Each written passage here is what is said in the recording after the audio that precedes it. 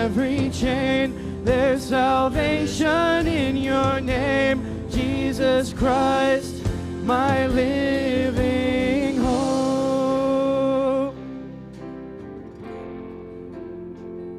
Then came the morning that sealed the promise. Your buried body began to breathe. Out of the silence, the roaring lion declared the grave has no claim on me. Come on, let's sing that again. Then came the morning that sealed the promise. Your buried body began to breathe. Out of the silence, the roaring lion declared the grave has no claim on me. Jesus, yours is the victory. Yeah. Hallelujah. Praise the one who set me free. Hallelujah. Death has lost its grip on me. You have broken every chain. There's salvation in your name, Jesus Christ, my living hope. And hallelujah, praise the one who set me free. Hallelujah, death has lost its grip on me. You have broken every chain. There's salvation in your name, Jesus Christ, my living hope. Jesus Christ, my living hope. Oh God, you are my living hope.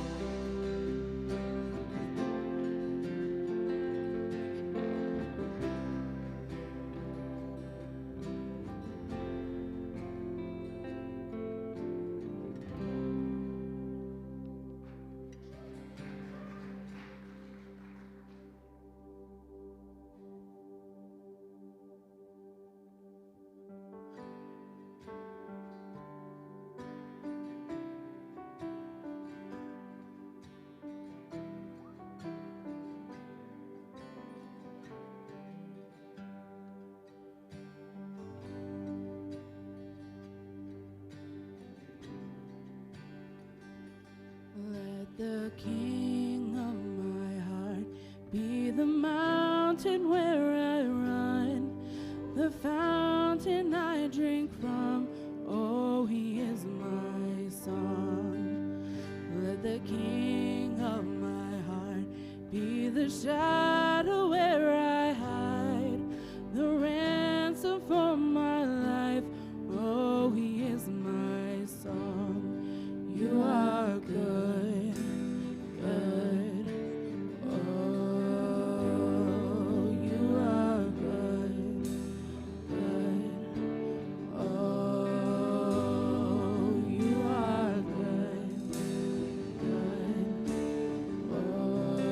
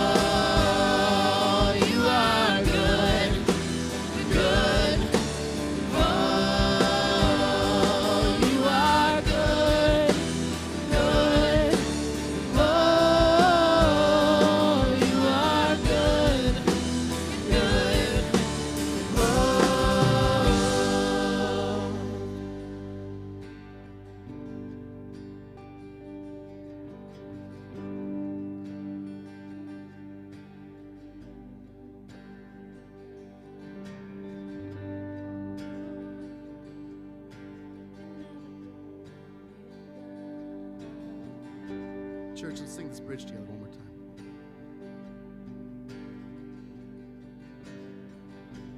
You're never gonna let me down. You're never gonna let me down. You're never gonna let me down. You're never gonna let me down.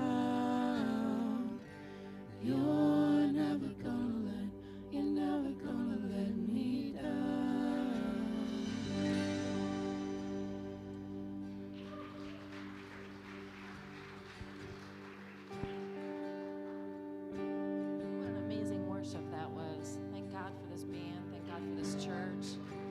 We're so blessed to be here today. We give God all the glory. You can bow your heads, please. Oh, Lord, thank you so much. What an amazing, awesome love you have for us. Thank you so much for letting us all wake up this morning and be able to make it to church, the sun shining on our face. I pray, Lord, that we give you all the sunshine that you give us in our hearts every day for you. As a church, Lord, we want to bless our pastor, Jeff. He's such a faithful disciple of you. He comes here faithfully, weekend after weekend, night after night, day after day, to draw this church closer to you, to your word, to your wisdom. We are blessed to have him, Lord. We hope that you bless him today, Lord, and you speak through him, that he reaches believers to make their faith deeper and non-believers, Lord, to be convicted to follow you. In Jesus' name, amen. My name's Sue. You guys can be seated. I have some announcements for you guys. Baptism, part of our vision for this year is to be a community leader in making disciples. Pastor Jeff has tried so hard to lead us all to Christ, and one of the best ways you can do this in his love and grace is to be baptized yourself. This will declare our faith in Jesus so that we're committed to following him. If you're interested in this or you just have questions about this, please sign up at Connect Central. We'll have one of the pastors reach out to you and talk to you about this and set a date if that's your will. Also, giving. If you have offering to give today, there are a couple ways to do it: paper, phone, or plastic. Because of your generosity, we've been able to supply people in the community and in our church that are struggling not only financially but physically as well. We've been able to pay their electric bills for them. We've been able to bless them with gift cards for food, anything that they need. So please continue to give and serve our God. Pastor Jeff? Thank you. Thanks, Sue. All right, hey, while I'm getting set up, find 5 people and give them fist bumps. Tell them good morning. You don't want to just look at me the whole time. Say hi to a few people around you.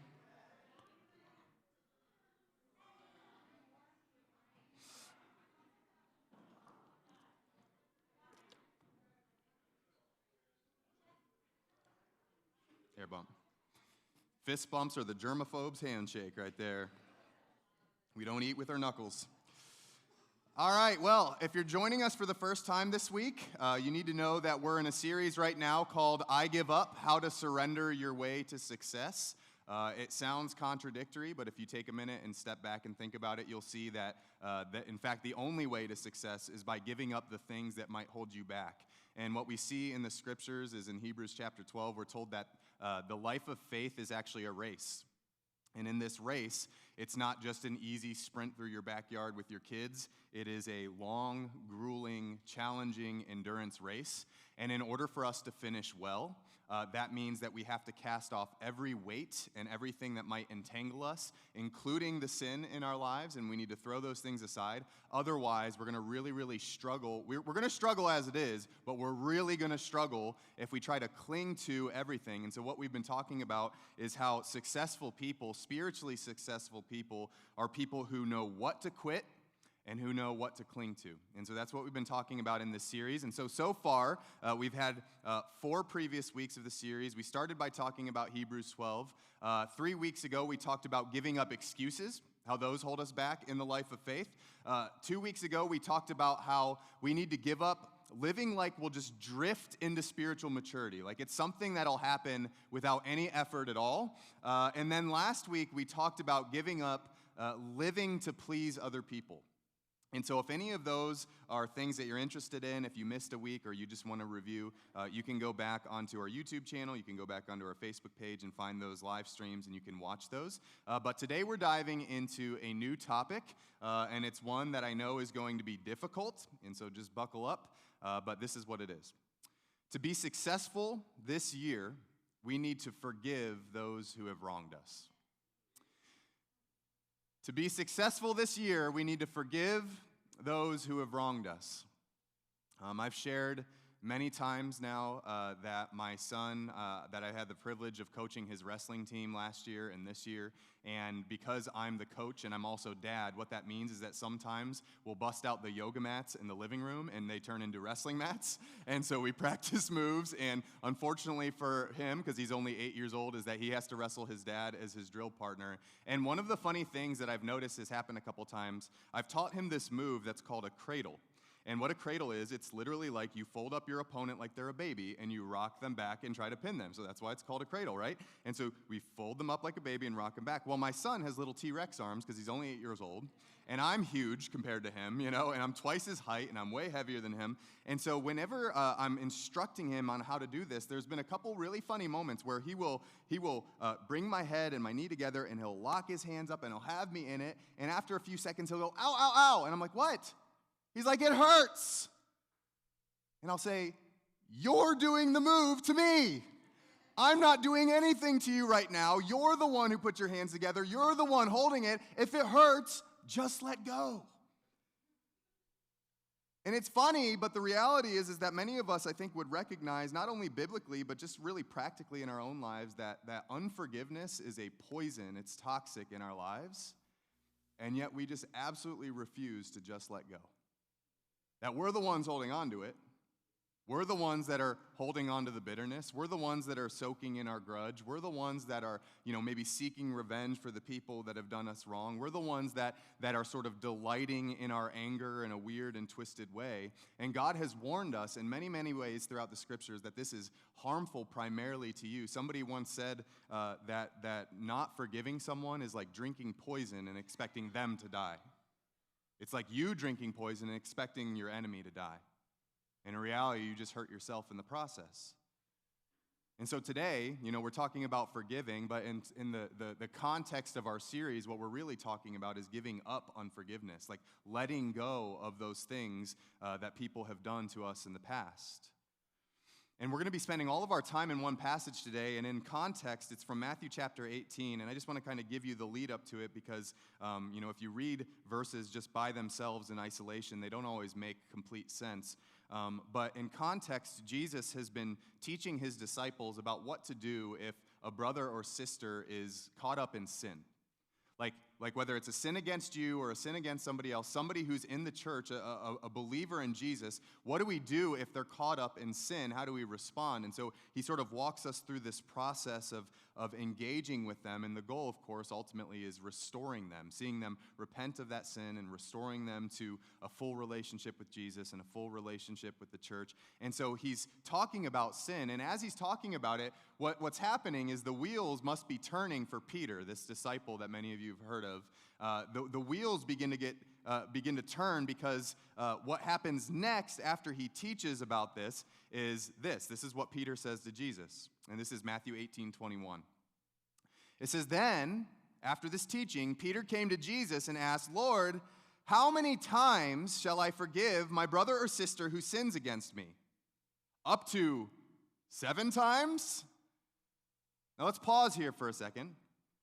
Because we don't know the tone that Peter asked this in. We don't know the motives of his heart, but there's a couple things that we should point out here. Number one is that Peter may have just very genuinely been asking this question. I just want to know, what are your thoughts, Jesus? I mean, how many times do I have to get hurt by the same person before I don't have to forgive them anymore? That's a question that many of us have asked. At what point do I just say, nah, this isn't my responsibility anymore. They're not going to quit. They're never going to give up. I shouldn't have to forgive them anymore.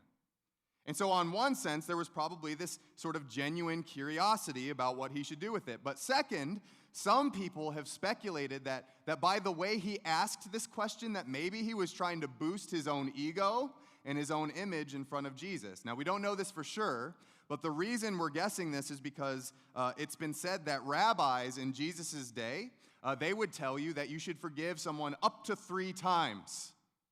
I don't know about you, but if that was the requirement, I would have no friends anymore, right? Like, that's really weak. But this is remember, these rabbis, these religious thinkers, they were extremely religious, extremely legalistic, and so they were, in a sense, probably pretty eager to cut out certain people from their lives because they could prop themselves up by doing that.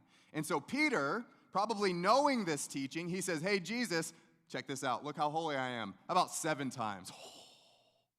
More than twice what the Pharisees, what the religious teachers would say, right? So maybe he was trying to feed his ego a little bit, or maybe, and we don't know this, but we could speculate, putting ourselves in his shoes, maybe Peter had a specific person in mind, like some of you do right now.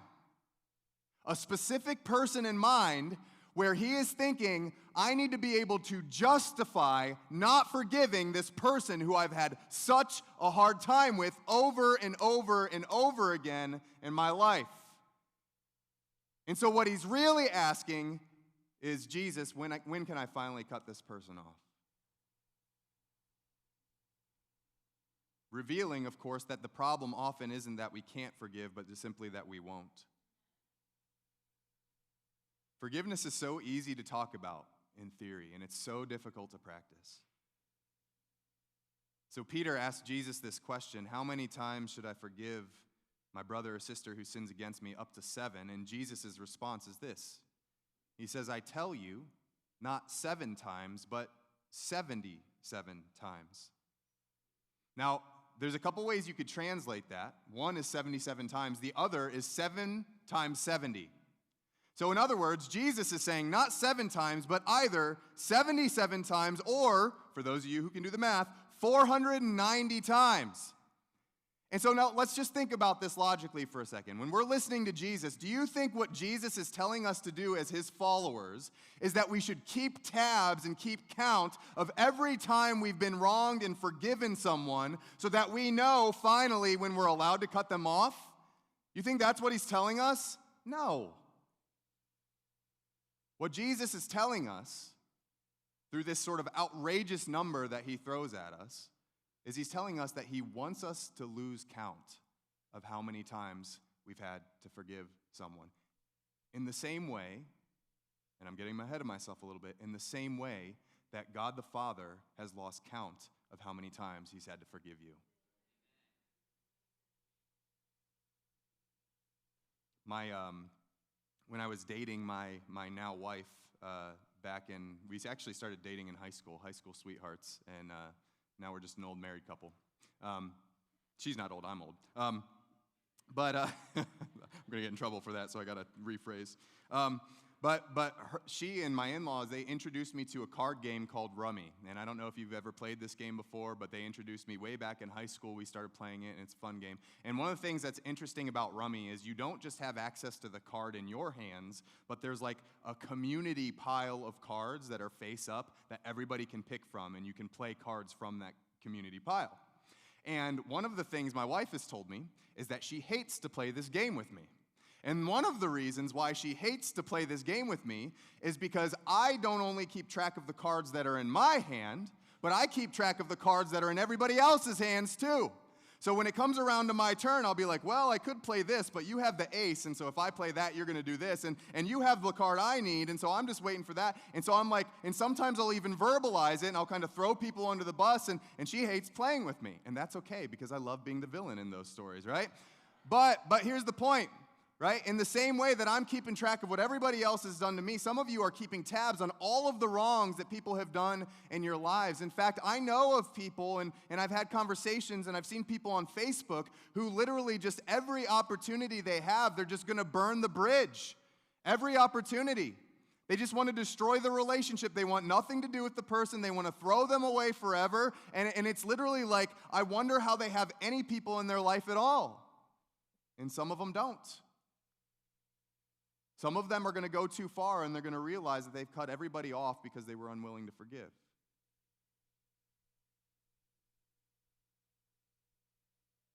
The problem for us as Christians is we're called to love. We're called to love God. We're called to love friends. We're called to love our family. We're even called to love our enemies. And the scriptures tell us, in that long definition of love that we see in 1 Corinthians 13, that love keeps no record of wrongs. No record of wrongs. I don't think that means that we forget what's happened to us. Some of us have been through some real trauma and have been through some real hurt. I don't think it's saying that we have amnesia about what happened to us. What it's saying is that when we look at that person, we no longer hold that sin against them. That's what is past is past. Now, I will say this. I think that there's a big difference between forgiveness and trust, okay? And I think that's important for us to know. As a pastor, I've often encouraged people to forgive immediately, but make the other person rebuild trust. And I think that only comes with boundaries, right? I think it's a healthy thing for that to happen over time, because the difference is forgiveness is where you don't hold the past against them, but trust is saying that in this present, I don't believe that you will hurt me moving forward. That's what trust is, right? That takes time to rebuild. But forgiveness, for your own sake, is something that we have to learn to do now. Even as we set up boundaries to protect ourselves, even as we set up boundaries for the future, we have to be willing to forgive now. And so Peter, being told by Jesus that you need to lose count of the times that you've been sinned against and the times that you've been wrong, that's the main point of this whole thing. And immediately we see that this is going to be a difficult thing to do. It's so easy to talk about, it's so easy to discuss, and it's just not easy to accomplish. Because when you've been hurt, it's just so hard to let go of those things. And so what Jesus is going to do for us is he's going to hook us up not just with the principle, which is that we need to forgive as many times as we need to, but he's also going to give us a parable. He's going to give us a story where he explains to us a spiritual concept. And what he's going to do in this parable is he's going to show us through story how we can forgive when it seems like it's an impossible thing to do. Because some of you are thinking, there's no way I could forgive that person. There's no way that I could forgive that person for the wrong that they've done to me. And Jesus is going to tell us, let me show you how it's possible. And secondly, he's also going to explain to us the cost of not forgiving. Because there's a great cost. So let's look at the story here. The first section here, Matthew 18:23, it says this. Jesus says this, "Therefore the kingdom of heaven is like a king who wanted to settle accounts with his servants.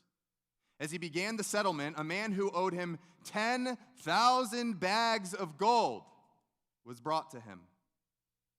Since he was not able to pay, the master ordered that he and his wife and his children and all that he had be sold to repay the debt.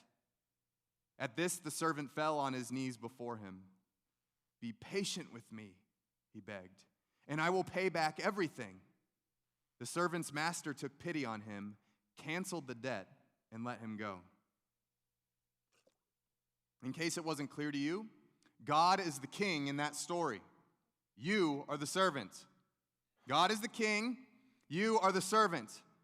And this is a very sobering passage when you rightly put yourself in the middle of it.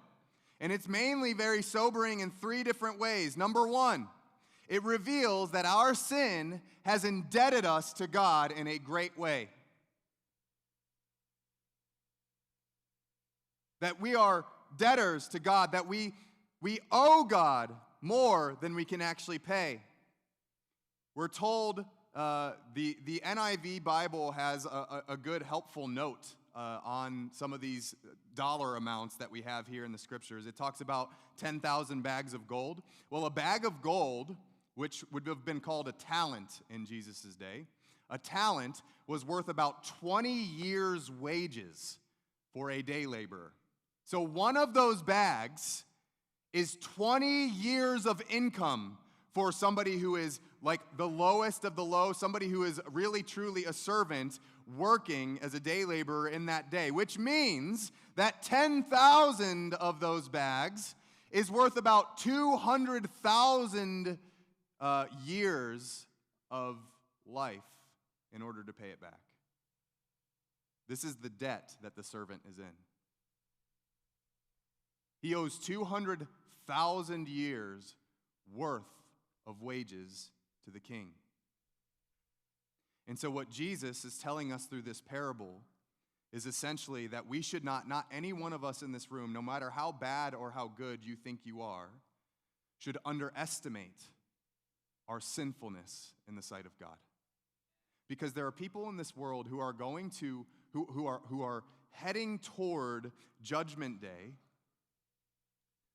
believing that they're good because they only have compared themselves to other people. But they failed to compare themselves to the perfect standard that God has set in front of us. That this scripture says that you, as a servant before the king, are hundreds of thousands of years in debt because of your sinfulness before him. This is a sobering reality. That we have spent a lifetime robbing God of the glory that he deserves. And that one day, this is the second sobering reality, we'll all have to settle our accounts with him.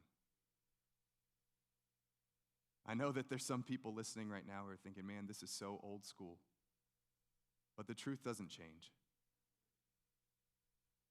One day, all of us are going to have to settle accounts with him. And what the hard part is about living in this life right now in this moment is that we are surrounded by this sense and this feeling that people are just going to get away with things. Right? We look at the people who have wronged us and we think, man, we can't let them get away with that. And the scripture's telling us no one is getting away with anything. That every single person is going to have to stand before their Creator. That every single person is going to have to stand before the judge. I think of all those arrogant criminals who commit some sort of crime and they get away with it for decades, and then at some point the law catches up with them and they stand before the judge, and you know that at some point after getting away with it for years and years and years, they thought, man, Judgment Day is never coming. And many of us are living just the same way. But let me share with you a couple passages real quick. Hebrews 9:27 says, people are destined to die once and after that face judgment. Destined to face judgment. Hebrews 4:13 I think is a little scarier. It says, nothing in all creation is hidden from God's sight. Everything is uncovered and laid bare before the eyes of him to whom we must give an account. If we had to give an account to God or to a God who didn't have all the evidence laying out before him, that would be one thing. But to know that he sees every single sinful thought, every impure motive of our hearts, every twisted thing that we've done, every time we've ignored him or brushed him to the side, that this is the God that we give an account to, it's terrifying. It's terrifying apart from the grace of God. The third sobering thought is this. It's not only that our sin has put us in debt to God, it's not only that one day he's going to settle accounts with us, but the last part is probably the most sobering, and it's that we are hopelessly unable to pay our debts on our own. Just like this servant. We're just like him. In the parable, we're told that the man begged for patience, but let's be honest, what would that have done? When you owe 200,000 years of debt to the king, what is your 80 years of life going to do? Generations of your family are going to have to work as slaves under the king in order to pay that off. What is patience going to do for you? And so we see that the king, hearing his plea for mercy, hearing his plea for patience, looked at him and realized that patience isn't what he needed. What he needed was to be pardoned of all his debt. And the king took pity on him, and the king forgave his debt, and the king let him go free. Here's what we need to learn today. God's favor cannot be obtained through your merit, but only through his mercy. You cannot earn back good standing with God. that it's only by him being merciful and having pity on you that you can be saved. It's plain and simple. It's not popular, but it's good and it's true. One of the things that I think is important to note is this, that when we read through this parable, what we see is, the king just let the servant go. He just let him go. But somebody had to absorb the cost of that debt. Do you realize that debt doesn't just magically disappear because it was forgiven you? Right? Same thing we're going through right now in our country. I'm not going to politicize anything, so just be quiet. I don't want to hear it. Well, what I'm saying is, as somebody who has student loans, what we have seen is we have seen the government forgive student loan debt. What is true, what is absolutely true in that case, is that it doesn't just magically disappear. Somebody has to absorb the cost, which is our government in this case, right? Which is the taxpayer ultimately. This is not political, this is just facts. Well, and the same thing is happening here in this parable with the servant and the king. Yes, to the servant, he was just let go. It was no big deal, but the king just lost out on all of that gold. The king absorbed the cost of the other man's freedom. And I want you to know very simply today that this is the exact reason why Jesus Christ came and died for you. This is the exact reason. Some people are like, well, if God is so kind and loving and just, why didn't he just say, I forgive you, and just, not send his son to die? Why didn't he just do that? Well, the reason is because you have accrued a debt and somebody had to pay it. Somebody had to pay it. And thank God that the king who we owed a great debt to, came to us, died on the cross, paid the penalty for our sins, and he covered our debt and he wiped it out completely clean. So that when we stand before him, he doesn't see a debtor, somebody who owes him money. He sees a child of God. He took pity on us. He canceled the debt. He let us go. Jesus died on the cross as a payment for our sins. He resurrected from the dead to prove that his work was effective. He appeared to hundreds of people as eyewitnesses that he was resurrected. Then he ascended to the throne and took his seat at the right hand of the Father, where he rules and reigns and is alive and well today. I want you to know, if you're here today, that if you're seeking a relationship with God and you want to know how it happens, it is by faith in this Jesus that it happens. You will not clean yourself up enough. You will not fix your mistakes enough to be saved by him. You will always be paying off your debt until you allow him to pay it off for you. Plain and simple. And so today, if that's you, you need to put your faith in him. And so there's these sobering realities that point us to the great truth. And before the good news comes the bad news, but the good news is so good it overwhelms all of it. The king has absorbed the cost. Now, you would think that kind of forgiveness to that man would change his life forever. That he would just go on his way skipping and rejoicing, and he'd always have a song in his heart, and he'd always be happy forever and ever. You would think the same would be true of us, but sadly, that wasn't the case for this man. We read in verse 28, it says this, it says that when the servant went out from the king, that he found one of his fellow servants who owed him 100 silver coins. He grabbed him and began to choke him. "Pay back what you owe me," he demanded. His fellow servant fell to his knees and begged him, "Be patient with me and I will pay it back." Do those words sound familiar? Be patient with me and I will pay it back. But he refused. Instead, he went off and had the man thrown into prison until he could pay the debt. I realized in my studying this week that I used to preach this passage wrong. Because the way I would preach it is I would say something along the lines of, well, the first servant owed $1 million and the second one only owed him like $20. And let me tell you why that's wrong. The reason why is because $20 is a trivial amount. It's a no big deal amount. But 100 pieces of silver in Jesus' day, that was not a small amount.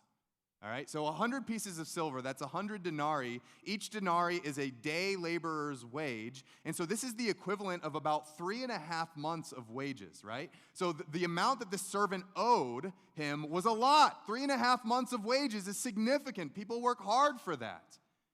And the reason why I'm kind of sad that I didn't used to preach this correctly is because what this is saying is that not only should we forgive people of the trivial small things, small offenses that they've done to us, but that we should also forgive them of the great offenses that they've done to us.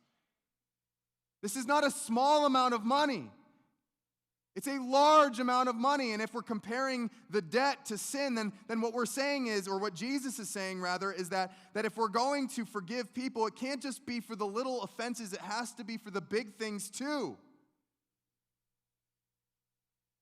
But the point of Jesus' passage here, of this parable, is this. It's that the weight of the sin that's been committed against us will never compare to the weight of the sin that we've committed against God.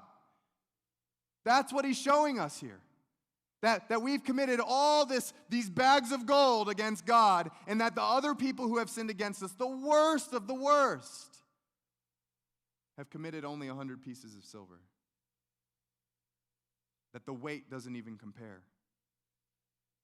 And so the problem that we see in this first servant behavior, and this is where it gets hard, because I don't know about you, but when I read this part of the story, I despise the first servant. I am angry at him. I am frustrated with him. I think he has everything bad coming to him for the way that he has treated his fellow man. And yet when I look at it, I got to tell you, it's a mirror. And I see my face in his face. And you do too. That we see ourselves as the hypocrite in this story, and that's the point. Is Jesus is warning us about continuing in our way and being that person who has been forgiven of all of this and refuses to forgive this in our fellow man. He's been forgiven 20,000 lifetimes of debt. But instead of showing mercy to somebody who owes him less, he responds with wrath and unforgiveness. C.S. Lewis said that everyone says forgiveness is a lovely idea until he has something to forgive. It's true. And unfortunately for that first servant, that's not the end of the story. We're told in verse 31 that when the other servants saw what had happened, they were outraged and went and told their master everything that had happened. And then the master called the servant in. "You wicked servant," he said. Those words should never go together. "You wicked servant," he said. "I canceled all that debt of yours because you begged me to. Shouldn't you have had mercy on your fellow servant just as I had on you? Shouldn't you have had mercy on your fellow servant just as I had on you?" In anger, his master handed him over to the jailers to be tortured until he should pay back all that he owed. And then this is the kicker. "This is how my heavenly Father will treat each of you unless you forgive your brother or sister from your heart." I think I said it last week. Hard words often produce soft hearts. Some of you need to hear this today. One of the reasons, well, let's start here. Let's start with what God has done for us first. The one reason that you can forgive the worst offenders in your life is because God forgave you first. That's it. It's very simple. Again, not easy in practice all the time, but the concept is simple. If you hadn't tasted such an extravagant forgiveness, maybe you would have an excuse. But as it is, God has removed every excuse. There's so many verses that I could point to demonstrate this, but I just want to read two of them to you real quick. The first one's from Colossians 3. It says, "Bear with each other." Not hold a grudge against each other. Not seek revenge against each other, but bear with each other and forgive one another. If any of you has a grievance against someone, forgive as the Lord forgave you. It's always what he did first, and then we follow in his footsteps. Ephesians chapter 4 says the same thing. "Be kind and compassionate to one another, forgiving each other." Why? Just as in Christ, God forgave You. He forgave you, so now you can forgive others. Again, C.S. Lewis says this. He says, to be a Christian means to forgive the inexcusable because God has forgiven the inexcusable in you. One of the things I've learned over the course of my years studying the scriptures is that most, if not all, of the things that God does for us, He also wants to do through us, right? And so we talk about like love, for example. If God has shown love to you, then what He also wants to do is show love through you. If God has been generous to you, He also wants to be generous through you. Now, we don't usually think of forgiveness as being one of these things, but I say, looking at those scriptures, that it absolutely should be one of those things. That if God has worked forgiveness in you, if He has forgiven you, then He also wants to work forgiveness through you. That if you're a Christian, He's called you an ambassador of Christ, a representative of Christ. And how can we represent our great forgiver and our great sacrifice if we're not willing to do the same for the people in our lives?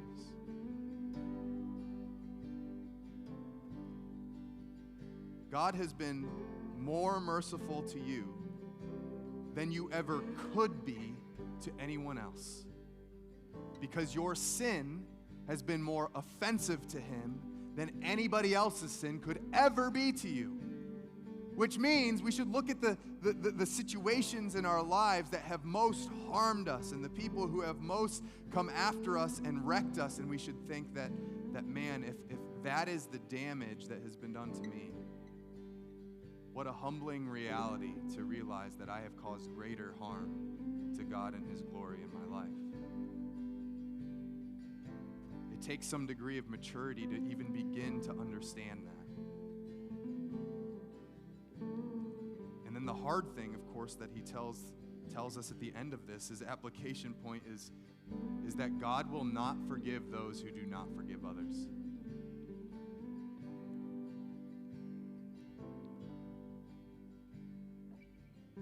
I don't think what he's saying is that you come to Jesus to be saved, that He forgives you, but if you really want to keep that forgiveness, you have to add your own forgiveness to it. In other words, the reason I have a problem with that is all throughout the scriptures we're told that we're saved by faith in the Son of God.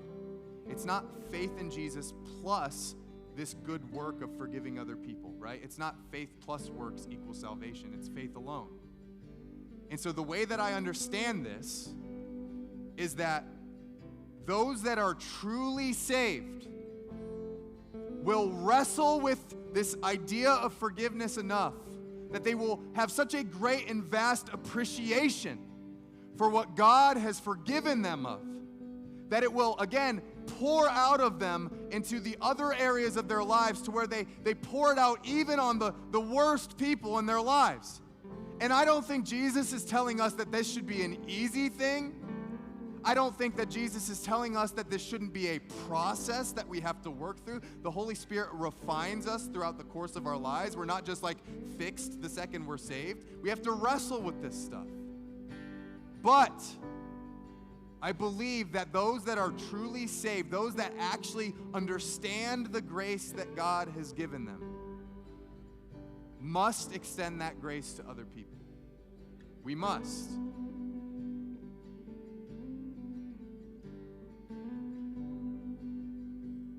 Those that are truly saved are going to treasure God's forgiveness so that it overflows into their relationships. Those that are truly saved are going to aspire to be like their Heavenly Father, because we're called to be children that imitate Him and His forgiveness. And He is compassionate and gracious, slow to anger, abounding in love. Those that are truly saved see their reflection in the sin of others, and they realize, man, I'm no different than the person that hurt me. And then I reflect God's mercy to others. Those that are truly saved recognize that we must daily war with our own flesh to defeat that poison of unforgiveness. I think it's clear that Jesus wants you to lose count. He wants you to lose count of how many times you've forgiven those around you. And it's not based on how little or how badly they've hurt you. It's not based on how much we do or don't like them, but it's based on the fact that God has been more merciful to you than you could ever be to someone else. I'm going to wrap up with a story today. I'm actually going to read it because it's from a book that's really powerful, and I could never articulate it the way that she articulates it. This is specifically for those of you who have been through something where you say, I cannot forgive. Like, I really want to. I hear what you're saying. I know I need to be forgiven, but I just can't do it. And I need to show you someone who has given forgiveness in the most difficult circumstances for the most atrocious sins against them. And so I'm going to tell you about a woman named Corrie ten Boom. And Corrie ten Boom is famous as an author and a speaker because she was a Christian woman, and she and her sister and her family helped protect and hide Jews during World War II. And her sister were thrown into a concentration camp as a result of their faithfulness in serving God by loving those Jewish people that would come through their home. They ended up in a concentration camp, and she went through these horrors and these atrocities there. And at one of her speaking engagements, 2 years after the war was over, a man came to, listen to this, hear her speak about forgiveness, who was one of the Nazi prison guards at the camp that she was in. Okay? Let's listen to this real quick. She says, "It was in a church in Munich that I saw him. A balding, heavy-set man in a gray overcoat, a brown felt hat clutched between his hands. People were filing out of the basement room where I had just spoken, moving along the rows of wooden chairs to the door at the rear. It was 1947, and I had come from Holland to defeated Germany with the message that God forgives." She went to Germany with the message that God forgives. It was the truth they needed to hear in that bitter, bombed-out land, and I gave them my favorite mental picture. Maybe because the sea is never far from a Hollander's mind, I like to think that's where forgiven sins were thrown. When we confess our sins, I said, God casts them into the deepest ocean, gone forever. The solemn faces stared back at me, not quite daring to believe. There were never questions after a talk in Germany in 1947. People stood up in silence. In silence, they collected their wraps, and in silence, they left the room. And that's when I saw him, working his way forward against the others. One moment, I saw the overcoat and the brown hat. The next, a blue uniform and a visored cap with its skull and crossbones. It came back with a rush. The huge room with its harsh overhead lights, the pathetic pile of dresses and shoes in the center of the floor, the shame of walking naked past this man. I could see my sister's frail form ahead of me, ribs sharp beneath the parchment skin. Betsy, how thin you were. Betsy and I had been arrested for concealing Jews in our home during the Nazi occupation of Holland. This man had been a guard at Ravensbrück concentration camp where we were sent. And now he was in front of me, his hand thrust out as if to shake her hand. "A fine message, Fraulein. How good it is to know, as you say, all of our sins are at the bottom of the sea." And I, she says, who had spoken so glibly of forgiveness, fumbled in my pocketbook rather than take that hand. He would not remember me, of course. How would he remember one prisoner among thousands of women? But I remembered him and the leather crop swinging from his belt. It was the first time since my release I had been face to face with one of my captors, and my blood seemed to freeze. "You mentioned Ravensbrück in your talk," he was saying. "I was a guard there." No, he did not remember me. "But since that time," he went on, "I have become a Christian. I know that God has forgiven me for the cruel things I did there, but I would like to hear it from your lips as well." Just imagine. Again, the hand came out. "Fraulein, will you forgive me?"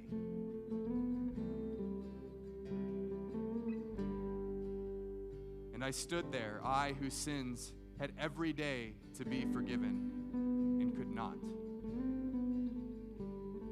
Betsy had died in that place. Could he erase her slow, terrible death simply for the asking? It could not have been many seconds that he stood there, hand held out, but it seemed to me hours as I wrestled with the most difficult thing I had ever had to do. For I had to do it. I knew that. The message that God forgives has a prior condition, that we forgive those who have injured us. If you do not forgive men their trespasses, Jesus says, neither will your Father in heaven forgive your trespasses. I knew it not only as a commandment of God, but as a daily experience. Since the end of the war, I had a home in Holland for victims of Nazi brutality. Those who were able to forgive their former enemies were also able to return to the outside world and rebuild their lives, no matter the physical scars. But those who nursed their bitterness remained invalids. It was as simple and as horrible as that. And still I stood there with the coldness clutching my heart, but forgiveness is not an emotion. I knew that too. Forgiveness, listen to this. Forgiveness is an act of the will, and the will can function regardless of the temperature of the heart. Jesus, help me, I prayed silently. I can lift my hand. I can do that much. You supply the feeling, Jesus. And so woodenly, mechanically, I thrust my hand into the one stretched out to me, and as I did, an incredible thing took place. The current started in my shoulder, raced down my arm, sprang into our joined hands, and then his healing warmth seemed to flood my whole being, bringing tears to my eyes. I forgive you, brother, I cried, with all my heart. For a long moment, we grasped each other's hands, the former guard and the former prisoner. I had never known God's love so intensely as I did then. And having thus learned to forgive in the hardest of situations, I never again had difficulty in forgiving. I wish I could say it. I wish I could say that merciful and charitable thoughts just naturally flowed from me from then on, but they didn't. If there's one thing I've learned at 80 years of age, it's that I can't store up good feelings and behavior, but only draw them fresh from God each day. Here's where we finally land, church.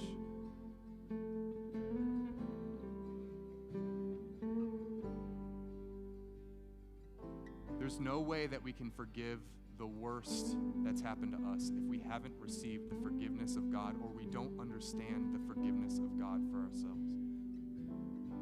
When we understand how ugly our sin and how great the mercy of God, only then can we be truly set free from this poison.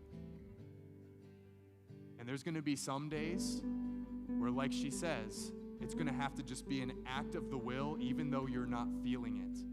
And there's going to be some days where you thought you had totally forgiven someone, and all of a sudden the feelings come rushing back in, and you have to do it all over again. And I just tell you, then do it all over again. Because day after day, for every sin that you've committed, God has forgiven you, and forgiven you. If you would stand with me, we're going to get ready to worship.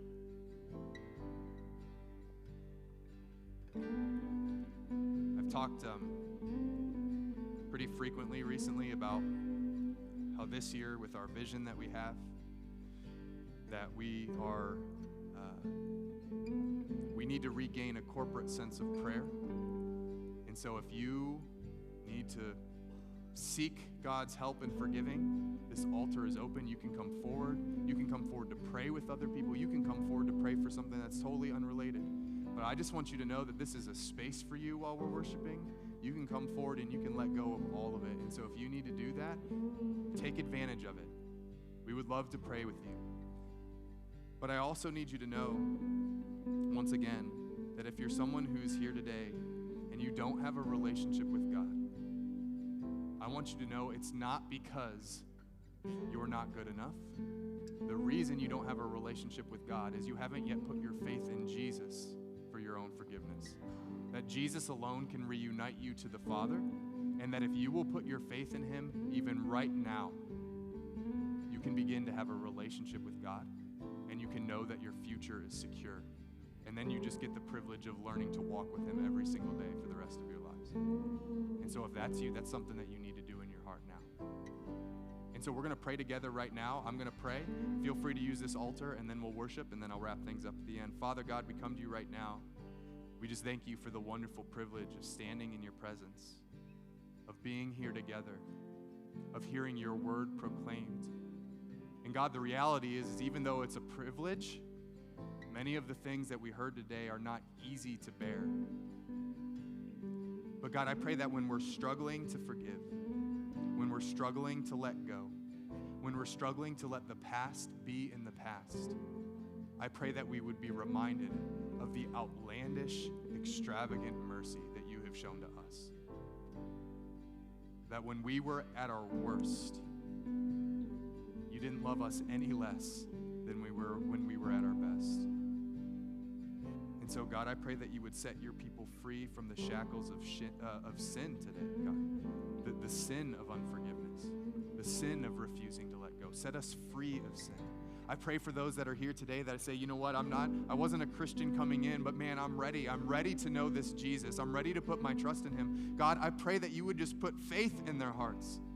There's no magic formula, God. I just pray that you would put faith in their hearts, that they would believe in you, and that they would begin taking steps to learn what it means to follow you with their lives, to be a disciple of Jesus. Help them to experience all of the peace and joy and love and happiness, even in the midst of the struggle. Give them the hope of eternal life and the excitement of having a relationship with their Creator. Lord, I pray that you would help us to worship from the heart today. We love you and we desperately need you. And it's in Jesus' name we pray. Amen. Amen. Let's worship together. You can come forward if you need to.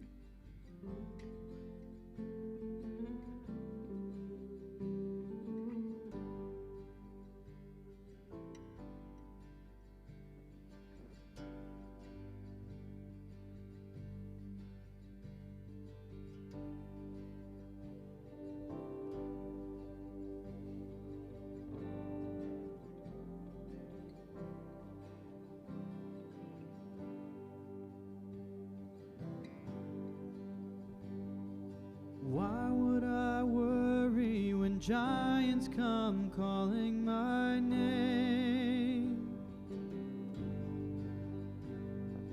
My God is so much bigger than the troubles I face.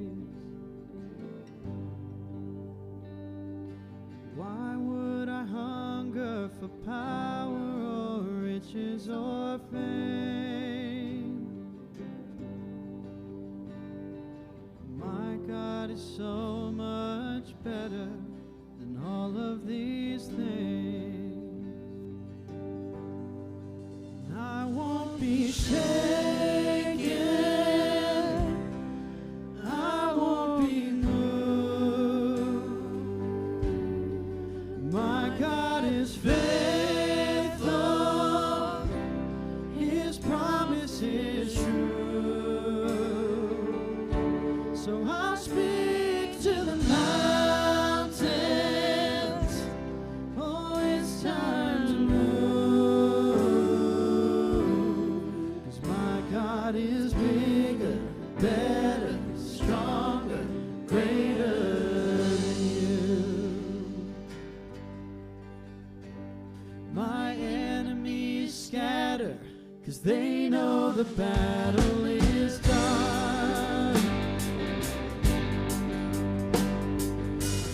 God is stronger, the victory is already won.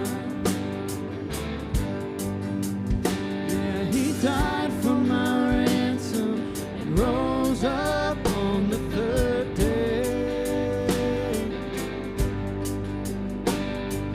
My God is greater than death, hell and the grave.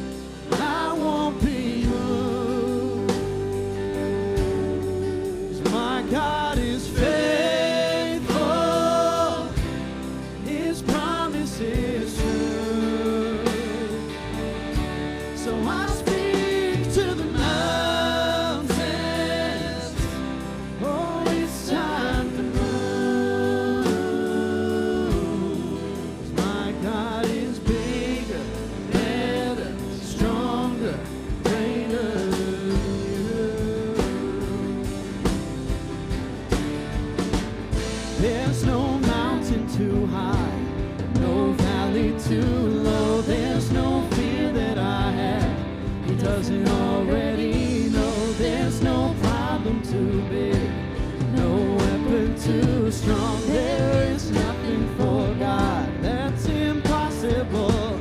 There's no mountain too high, no valley too low. There's no fear that I have He doesn't already know. There's no problem too big, no weapon too strong. There is nothing for God that's impossible.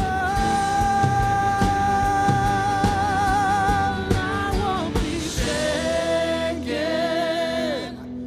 No, I won't be moved. My God is faithful. His promise is true. So I speak to the mountains. Oh, it's time to move.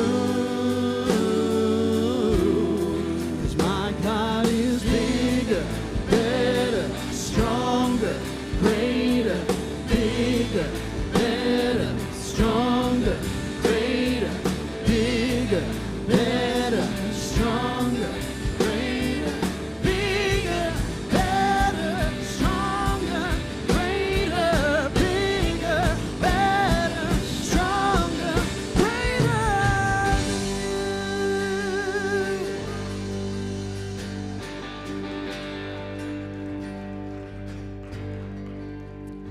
Well, a couple things really quick before you get out of here.